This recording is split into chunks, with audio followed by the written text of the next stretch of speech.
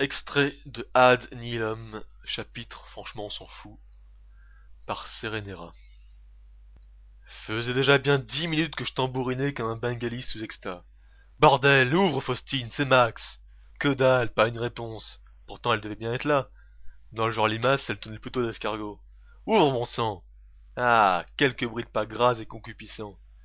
J'imaginais ses orteils aux ongles mal coupés s'écraser sur la moquette engorgée. Max, tu viens me violer? Ouvre. Bah si tu viens pas me violer, la la la. Si l'autre babouin n'avait pas manqué de me démettre l'épaule, je crois que j'aurais enfoncé la porte à défaut d'autre chose. Ouvre, ou il va vraiment t'arriver une bricole, crois-moi. Et la porte grince comme un hymen mal huilé. Elle est en culotte t-shirt. Si le t-shirt avait dû être blanc un jour, je ne m'aventurais pas à détailler la couleur de la culotte. Et elle sourit, sourit. Pourquoi sourit-il tous, Seigneur? Elle sourit à pleines dents plombées. Monsieur le poète d'aille me rendre visite, voyez-vous ça? Et laisse-moi deviner, ma salope préférée t'en a fait voir de toutes les couleurs. En fait... Et tu t'es dit, tiens, si j'allais me taper la Faustine pour me venger? Pas du tout. En fait, et t'as eu raison, viens là, grand fou. Merde, pas le temps d'en placer une qu'elle a déjà placé ma main au sein des seins, et la moiteur tentaculaire du volcan achève de me filer la nausée.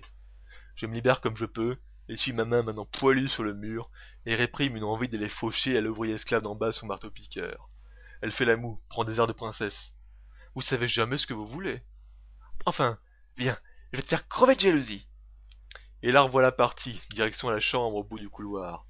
Mon œil se pose malgré moi sur ce petit cul ma foi pas mal balancé, bientôt englouti par l'enfer de sa chambre. J'appréhende un peu.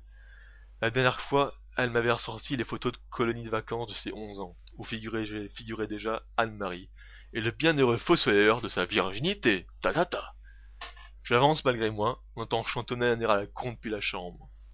Visiblement, Anne-Marie n'était pas là. Je fis un crochet par la cuisine, histoire de me servir un verre. Même une tarée pareille devait bien avoir de l'eau potable.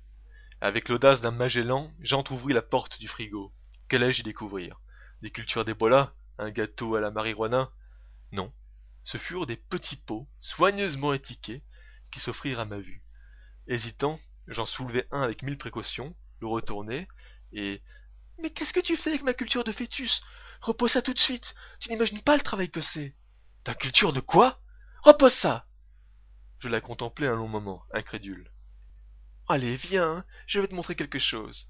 Je crois que je ferais mieux de rentrer. Désolé pour le dérange, trop tard. La furie m'avait déjà tiré dans sa chambre, l'horreur absolue. Imaginez une trougotte couplée avec une préado fan de Laurie. Les murs entiers étaient tapissés de posters de grands chanteurs ténébreux et d'autres gribouillis plus ou moins ésotériques. Le tout avec plein de gerbes de sang séché et d'autres immondices. Et entre deux chanteurs, des dizaines, des centaines de photos et de lettres d'Amélie Nothomb. Les yeux pétillants comme du champagne, elle s'écria, solaire. Amélie Nothomb est amoureuse de moi? Tu te rends compte? Je restai bouche bée. Je lui ai écrit une lettre et elle m'a répondu. C'est vrai qu'elle le fait pour tout le monde, mais moi c'était différent. Je lui ai réécrit, elle m'a encore répondu. Je lui ai écrit des dizaines de lettres et j'ai eu des dizaines de réponses. Regarde! Couina-t-elle en m'exhibant toute une flopée de ces putains de lettres. Elle m'aime, elle me l'a écrit. Amélie Nothomb m'aime! Folle, elle était folle. Je vais la voir, je vais la voir. Elle m'attend mercredi. Elle m'invite à prendre une coupe de champagne avec elle pendant un quart d'heure. Mais t'es complètement fêlée, ma fille. Tu vois pas qu'elle en a rien à carrer, ta citrouille, l'Amélie? Alors qu'il est, elle tapote probablement son futur best-seller en sauvant une bouteille à 150 sacs.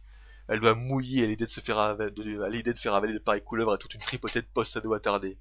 Ça la flatte, ça excite sa vacuité. Tous les gens un peu doués sont vains, c'est pas à toi que je vais la prendre. Et puis t'as quel âge? 22, 24? Qu'est-ce que tu fous encore à écrire et starlet? Tu ferais ton artiste, non? Alors vas-y, bordel, écris, peins, dessine, crée, mais fais quelque chose de ta putain de vie au lieu de forniquer. Enfin, à ce stade, Faustine, c'était de l'art contemporain. Et puis merde, dis-je, m'en fous. Non, tais-toi, l'ouvre pas. M'arrête d'être aussi rabat-joie. Tu sais que ma collection de fœtus, je compte exposer au musée d'art contemporain. Mais ce sont des vrais fœtus? Oh, puisque t'as pas envie de causer d'Amélie, on n'a qu'à baiser. Quoi? Ça va pas? Elle fit la moue, boudeuse. Oh, t'arrives pas à bander? Tu veux que je te suce?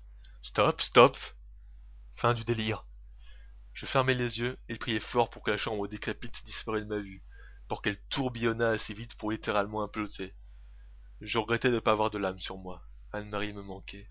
envie de faire l'amour avec elle, de m'endormir auprès d'elle, d'aspirer le silence, son silence, nos lèvres mi-closes et promises. Je n'avais marre d'elle, d'Amélie et de ses fœtus. Mais elle était toujours là lorsque j'ouvris les yeux. Elle était vibrante de conneries. Qu'est-ce que t'es rabat-joie? J'ai toujours dit à Anne-Marie que t'étais le type le plus raseur de la terre.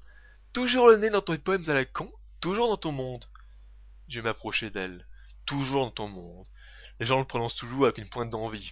Comme si mon monde intérieur n'était pas leur putain de monde. Comme si j'étais différent. Mais non, connasse, je bouffe, j'excrète, je fornique comme n'importe lequel d'entre nous.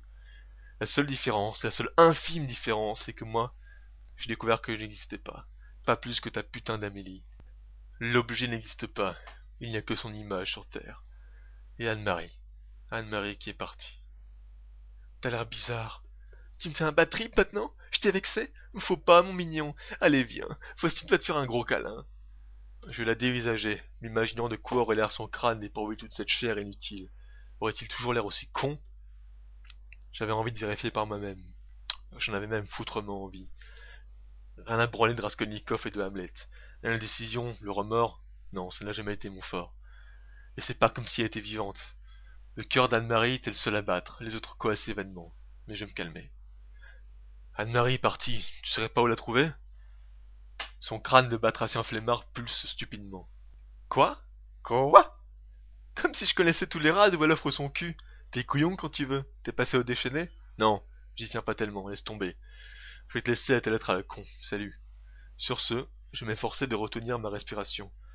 Son haleine trahissait une orgie de huîtres avariées. Elle me retint par le bras. Quelques poils pubiens hantaient ses ongles mal vernis. Tu veux pas me violer, plutôt? Par derrière? Mais t'es vraiment complètement fêlé. Tu trouveras bien d'autres gens pour ça. Essayez Alex. Alex, il a l'habitude. Non, parce que lui, il est trop craquant. Anne-Marie a dû bien prendre son pied quand il a violé.